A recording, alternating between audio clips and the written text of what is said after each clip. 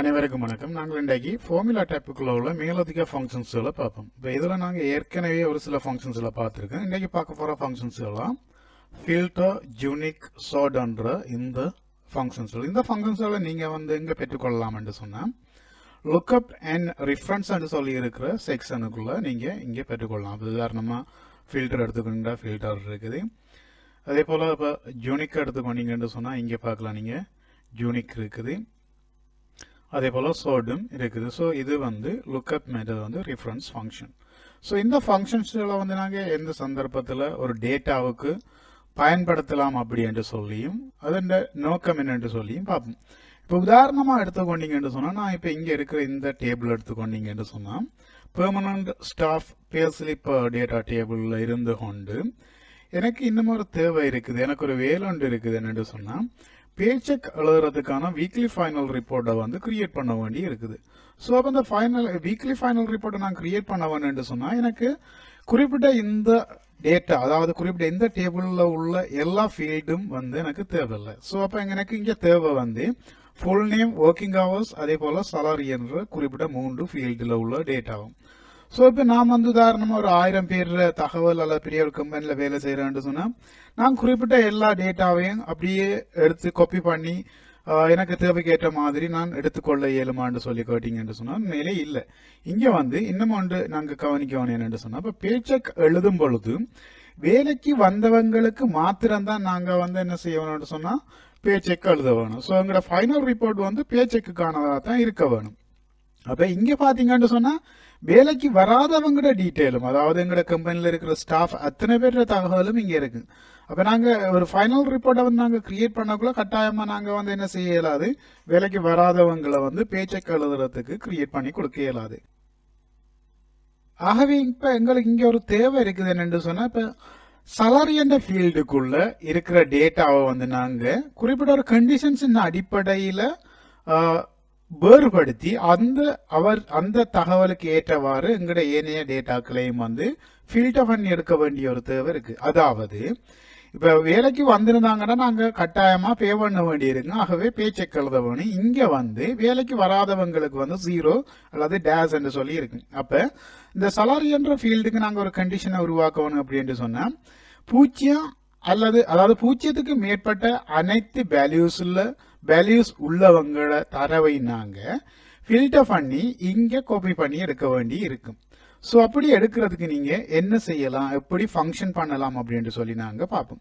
உதாரணமா ஃபில்டர் பண்ண வேணும் என்று சொன்னாலே எங்களுக்கு ஆட்டோமேட்டிக்கா விளங்க வேண்டியதான் நாங்க ஃபில்டர் ஃபங்க்ஷனை தான் யூஸ் பண்ண வேணும் என்று சொல்லி. ஸோ அப்போ இந்த ஃபில்டர் ஃபங்க்ஷனை யூஸ் பண்ண வேணும் என்று சொன்னா எப்படி யூஸ் பண்ணலாம், உதாரணமா இந்த தேவைக்கேற்றவாறு நான் இங்கே தரவை காப்பி பண்ணி எடுக்க வேணும் என்று சொன்னா அதுக்கு நான் எப்படி யூஸ் பண்ணலாம் என்று சொல்லி பார்ப்போம். உதாரணமா ஃபில்டர்ன்ற ஃபங்க்ஷன், அதாவது ஈக்குவல் ஃபில்டர் அப்படின்னு சொல்லி டைப் பண்ணிட்டு பிராக்கெட்டை ஸ்டார்ட் பண்ணீங்கன்னு சொன்னா உங்களுக்கு ஆட்டோமேட்டிக்கா பார்த்துக்கொள்ளக்கூடியா இருக்கு. அந்த சிண்டாக்ஸ் ஃபர்ஸ்டா அரே மெத்தட் இன்க்ளூட் மெத்தட் ஆப்ஷனலா இருக்கிறது இஃப் எம்டி அப்படின்னு சொல்லிட்டு. ஸோ இப்போ இதுல அரே என்று சொல்றது எந்த ஏரியாவுக்குள்ள உள்ள டேட்டாவை நீங்க கவர் பண்ண போறீங்க. ஸோ அப்போ ஃபில்டர் பண்றதுக்காக நீங்க கவர் பண்ண போற டேட்டா எங்களுக்கு இந்த டைட்டில்ஸ் தேவையில்லை. என்னன்னா நாங்க இங்க டைட்டில்ஸ் ஏற்கனவே எடுத்து இருக்கிறோம். எங்களுக்கு தேவையானது உண்மையிலே தரவு மாத்திரம். ஸோ அந்த குறிப்பிட்ட தரவு அவ்வளவு நீங்க செலக்ட் பண்ணி கொடுத்துட்டு கமா வச்சிங்கன்னு சொன்னா அடுத்ததா இன்க்ளூட் அப்படின்னு சொல்லி கேட்கும். ஸோ இன்க்ளூட் எதை இன்க்ளூட் பண்ண வேணும்னு சொல்லி நீங்க இங்க ஒரு கண்டிஷனை கிரியேட் பண்ணலாம். ஸோ அப்ப இந்த இன்க்ளூட்ன்ற செக்ஷனுக்குள்ள கண்டிஷனை கிரியேட் பண்ண போறீங்கன்னு சொன்னா எவ்வாறான கண்டிஷன் நீங்க கிரியேட் பண்ண வேணும். இப்போ உதாரணமா salary என்ற குறிப்பிட்ட இந்த ஃபீல்டுக்குள்ள அப்படியே செலக்ட் பண்ணி கொடுக்கலாம். நீங்க எதுக்குள்ள கிரேட்டர் தேன் 0 சொல்லி கொடுங்க. அதாவது 0க்கு பெரிதாக உள்ளவங்களை நீங்க உள்ளடக்க போறீங்க. அப்ப ஏனையவங்களை உள்ளடக்கலன்னு சொல்லி கருதுறீங்க. அப்ப இந்த இடத்த இவ்வாறு கொடுத்துட்டு பிராக்கெட்டை க்ளோஸ் பண்ணி என்ன பண்ணீங்கன்னா உங்களுக்கு இப்ப இங்க தகவலை பெற்றுக்கொள்ளக்கூடியதா இருக்கும். ஆனா எனக்கு இங்க ஒரு பிரச்சனை இருக்குது என்னன்னு சொன்னா, இப்ப எனக்கு தேவையான டேட்டா மாத்திரம் ஃபில்டர் பண்ணப்படல. அதாவது full name, working hours, salary என்றது மாத்திரம் இல்லாம ஸ்டாஃப் ஐடி, ஃபுல் நேம், அதே போல பொசிஷன்ஸ் எல்லாம் எனக்கு தேவையான டேட்டாவும் இங்க வரல. அப்ப நாங்க இதை எப்படி எடுத்துக்கொள்றேன்னு சொல்லி பாத்தீங்கன்னு சொன்னா இதுக்கு நீங்க என்ன செய்யணும்னு சொன்னா குறிப்பிட்ட ஃபில்டர் ஒன்று வேலை செய்திருக்கு. அதாவது இப்ப இந்த 0, அதாவது இந்த வேலைக்கு வராத தகவல் இங்க ஃபில்டர் பண்ணப்பட்டிருக்குது நீங்க பார்க்கக்கூடியா இருக்கு. அதாவது இப்ப 2 நர்சஸ் வந்து இங்க வேலை செய்யறதாங்க. ஆனா இங்க எங்களுக்கு கிடைச்சிருக்க தகவல் வந்து உண்டு. ஆகவே அந்த வேலைக்கு வராத ஆள்ற தகவல் வந்து எங்களுக்கு இருக்காது. அதாவது மிஸ்ஸஸ் செல்வி காண்டிஃபன் என்ற குறிப்பிட்ட நபர் வந்து இங்க எங்களுக்கு இந்த வீக்குக்கான பே செக் ரிப்போர்ட்ல உள்ளடங்க மாட்டார். ஸோ அப்போ எங்களுக்கு இப்போ எங்கள்கிட்ட நாங்கள் கொடுத்த கண்டிஷன்ஸ் அடிப்படையில் டேட்டாவை ஃபில்டர் பண்ணியிருக்குன்றது தெளிவாக விளங்குது. இப்போ என்ன செய்ய வேணும்னு சொன்னால் நீங்கள் இன்னும் ஒரு ஃபில்டரேஷனை இதுக்குள்ளே செய்ய வேணும். அப்போ இன்னும் ஒரு ஃபில்டரேஷனை இப்படி செய்கிறது. உதாரணமாக குறிப்பிட்ட இந்த தரவு வந்து உங்களுக்கு என்ன செய்ய போறீங்கன்னு சொன்னால் இன்னும் ஒரு ஃபில்டரேஷனை ஸ்டார்ட் பண்ண போறீங்க. அதாவது ஃபர்ஸ்ட்டுக்கு வந்து உங்களோட ஃபில்டரை ஸ்டார்ட் பண்ணுங்க, 2வது ஃபில்டரை. அப்போ இந்த ஃபில்டர் வந்து என்ன செய்ய போகுதுன்னு சொன்னால் முதலாவது ஃபில்டருக்கு செகண்ட், அதாவது நீங்கள் ஆரம்பத்தில் எழுதின ஃபில்டர் வந்து அரேயா இருக்க போகுது. கமா வச்சிங்கன்னு சொன்னால் இங்கே கேட்கும் அடுத்ததா இன்க்ளூடு. ஸோ இப்போ இங்கே வந்து உங்களுக்கு ப்ராக்கெட்டை க்ளோஸ் பண்ணிட்டு கமா வச்சிங்கன்னு சொன்னால் ஃபர்ஸ்ட்ன்றது இன்க்ளூட கேட்கும். ஸோ இன்க்ளூட வந்து நீங்கள் கொடுக்கலாம். இந்த இன்க்ளூட வந்து கொடுக்கறதுக்கு எக்ஸலில் ஒரு டெக்னிக்கை வந்து நீங்கள் கட்டாயம் யூஸ் பண்ண வேணும். அதான் மெத்தடாலஜி. அதாவது நீங்க இப்ப இன்க்ளூட செலக்ட் பண்றதுக்கு கேர்லி பிராக்கெட்டை வந்து நீங்க ஸ்டார்ட் பண்ண வேணும். ஸோ இந்த கேர்லி பிராக்கெட்டுக்குள்ள நீங்க 0 சொல்லி டைப் பண்ணீங்கன்னு சொன்னா இப்ப நீங்க தெரிவு செய்திருக்கிறதன் அடிப்படையில கொலம் ஒழுங்குல எடுக்கும். அப்ப இந்த கொலம் ஒழுங்குல பாத்தீங்கன்னு சொன்னா இப்ப உதாரணமா ஸ்டாஃப் ஐடி உங்களுக்கு தேவைன்னு சொன்னா நீங்க 1 சொல்லி டைப் பண்ணுங்க. தேவையில்லைன்னு சொன்னா 0 சொல்லி டைப் பண்ணுங்க. அதாவது 0 1 வந்து எக்ஸல்ல எப்படி எடுக்குதுன்னு சொன்னா ட்ரூ ஃபால்ஸ் அப்படின்னு சொல்லி. அப்ப எங்களுக்கு வந்து ஸ்டாஃப் ஐடி தேவையா இல்லைன்னு சொன்னா இப்ப 0 ஃபால்ஸ் அர்த்தம். கமா வச்சுட்டு திரும்ப எங்களுக்கு ஃபுல் நேம் என்ற 2வது ஃபீல்டு நாங்கள் இங்கே செலக்ட் பண்ண டேபிளுக்குள்ள இருக்குது. அப்போ எங்களுக்கு ஃபுல் நேம் தேவையா? எஸ். அப்போ 1 கமா வச்சுட்டு திரும்ப எங்களுக்கு என்ன இருக்கு? இங்கே பொசிஷன் இருக்குது. பொசிஷன் எங்களுக்கு இந்த ரிப்போர்ட்டுக்கு தேவையா? இல்லை. ஸோ 0. எகெயின் கமா வச்சுட்டு திரும்ப உங்களுக்கு என்ன தேவை? ஒர்க்கிங் ஹவர்ஸ் தேவை. மற்றது கமா வச்சிங்கன்னு சொன்னால் salary தேவை. ஸோ கேர்லி ப்ராக்கெட்டை க்ளோஸ் பண்ணிட்டு அதே போல் உங்களோட 2வது ஃபில்டருக்குரிய ப்ராக்கெட்டையும் க்ளோஸ் பண்ணிட்டு என்ன பண்ணீங்கன்னு சொன்னால் இப்போ உங்களோட தரவை நீங்கள் இலகுவாக பார்த்துக்கொள்ளக்கூடியதாக இருக்கும். அப்போ இப்போ உங்களுக்கு ஈஸியாக விளங்கி இருக்கு இந்த ஃபில்டர் என்ற ஃபங்க்ஷன் வந்து எவ்வாறு வேலை செய்யுதுன்னு சொல்லி. அப்போ ஃபர்ஸ்ட் ஃபில்டராக வந்து நீங்கள் என்ன செய்றீங்க? உதாரணத்துக்கு ஃபில்டர் பண்ணி பார்க்குறீங்க எப்படி வருதுன்னு சொல்லி. உங்களுக்கு மேலதிகமான கொலம்ஸ்கள் இருக்கு. அதால இன்னும் ஒரு ஃபில்டரை போட்டு அந்த கொலம்ஸை ஃபில்டர் பண்றீங்க. அப்போ ஃபர்ஸ்ட்டுக்கு ட்ரோஸின் அடிப்படையில் வந்து நீங்க டேட்டாவை ஃபில்டர் பண்றீங்க குறிப்பிட்ட கண்டிஷனுக்கு ஏற்ப. 2வது வந்து கொலம்ஸை வந்து ஃபில்டர் பண்றீங்க. ஸோ இப்படி ட்ரோ அண்ட் கொலம்ஸை ஃபில்டர் பண்ணி உங்களுக்கு தேவையான தரவை வந்து நீங்க சரியா பெற்றுக்கொள்ளக்கூடியதா இருக்கும். ஸோ இப்போ இந்த ஃபில்டர்ன்ற ஃபங்க்ஷன் நான் நினைக்கிறேன் தெளிவா விளங்கி இருக்கு அப்படின்னு சொல்லி. ஓகே, ஸோ இங்க வந்து உங்களுக்கு பார்த்துக்கொள்ளக்கூடியதா இருங்க. இப்போ இந்த மிஸ்ஸஸ் செல்வி காண்டிஃபன் அப்படின்ற நர்ஸுக்குரிய தகவலும் இங்கே இல்லை. அடுத்தது உங்களுக்கு தேவையான ஃபுல் நேம் மற்றது ஒர்க்கிங் ஹவர்ஸ் salary-யும் வந்து இங்கே இருக்கிறத பார்க்கலாம். ஓகே, இதுதான் வந்து ஃபில்டர் ஃபங்க்ஷன் சம்பந்தப்பட்டது. அடுத்து நாங்கள் இன்னும் ஒரு ஃபங்க்ஷனை பார்ப்போம், யூனிக். இந்த யூனிக்ன்ற ஃபங்க்ஷனை நீங்கள் என்னத்துக்கு பயன்படுத்தலாம்? யூனிக்ன்ற ஃபங்க்ஷன் உண்மையிலே என்னத்துக்கு பயன்படுத்தலாம் என்று சொன்னால் உதாரணத்துக்கு இவ்வாறான வேலைகளை செய்யறதுக்கு பயன்படுத்தலாம். அதாவது குறிப்பிட்ட ஒரு ஃபீல்டுக்குள்ள டேட்டா என்ன பண்ணப்பட்ட இருக்கும் பொழுது உங்களுக்கு இப்போ குறிப்பிட்ட ஃபீல்டுக்குள்ள இருக்கிற மெயினான அல்லது டூப்ளிகேட் பண்ணப்படாத டேட்டாக்கள் மாத்திரம் நீங்க ஃபைண்ட் பண்ணி தெரிவு செய்து எடுக்க வேணும் என்று சொன்னா அதுக்கு யூனிக்கை பயன்படுத்தலாம். இதை சொல்றது வந்து யூனிக் கால்குலேஷன் அப்படின்னு சொல்லி.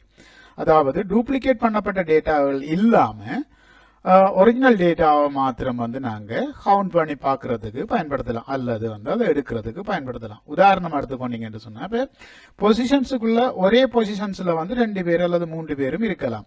ஸோ அப்படி வர சந்தர்ப்பத்தில் உங்களுக்கு பொசிஷன்ஸை மாத்திரம் கவுண்ட் பண்ண வேண்டி அல்லது பொசிஷன்ஸை மாத்திரம் காப்பி பண்ணி ஒரு இடத்த எடுக்க வேண்டி இருக்குமா இருந்தா நீங்க அதுக்கு என்ன உதாரணம் உங்களுக்கு இவ்வாறான ஒரு வேலை செய்ய வேண்டி இருந்தா salary categories ஒரு செக்ஷனுக்குள்ள வந்து பொசிஷன் மெத்தட் வந்து அவர் ரேட்டு கிரியேட் பண்ண வேண்டி இருக்கு. அப்போ பொசிஷன்ஸ் பொசிஷனை வந்து நீங்க டைப் பண்ண வேண்டி இருக்கும்.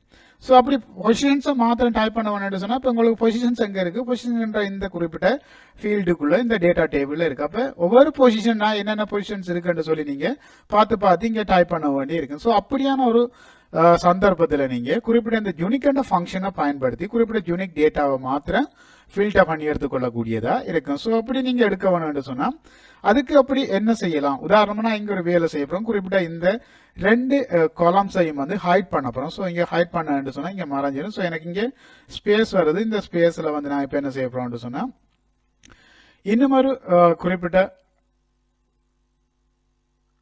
செக்ஷனை நான் கிரியேட் பண்ணுறேன். அதாவது எனக்கு தேவையான செக்ஷன் வந்து என்ன இருக்குதுன்னு சொன்னால் இப்போ salary categories அப்படின்னு சொல்லி போட்டு எனக்கு இப்போ இது வந்து பேக்ரவுண்டாக வந்து எதுவும் தேவையில்லை அப்படின்னு சொல்லி எடுத்துக்கிறேன். ஸோ இப்போ இதுக்குள்ளே வந்து நீங்கள் என்ன செய்ய போகிறீங்க, குறிப்பிட்ட இந்த கோலமுக்கு முழுவதும் வந்து எம்டியாக இருக்க வேணும். ஓகே, ஸோ இப்போ இந்த இதுக்குள்ளே வந்து salary category அப்படின்ட்டு சொல்லி நீங்கள் டைட்டில் எடுத்து போட்டு ரைட். அடுத்ததாக கீழே வந்து நீங்கள் கெரிங் எடுத்துட்டு அடுத்ததாக நீங்கள் டைட்டில் எடுக்கிறீங்க பொசிஷன்ஸ் அப்படின்னு சொல்லி, திரும்ப அடுத்த டைட்டில் எடுக்கிறீங்க அவர்ஸ் ரேட் அப்படின்ட்டு சொல்லி. ஸோ அவர்ஸ் ரேட் அப்படின்ட்டு சொல்லி போட்டு எடுக்கிறீங்க. ஸோ அவர் ரேட்டான்ட்டு சொல்லி எடுத்துட்டீங்கன்னு சொன்னால் எடுத்துட்டு திரும்ப இப்போ என்ன செய்யலாம்டா நீங்கள் டேட்டாவை என்டர் பண்ணலாம். ஸோ நீங்கள் இப்போ உங்களுக்கு டேட்டா என்டர் பண்ண போறீங்கன்னா இப்போ உங்களுக்கு தெரியும் வந்து பொசிஷன்ஸை மாத்திரம் வந்து நீங்கள் இங்கேருந்து காப்பி பண்ணி எடுக்க வேணும்.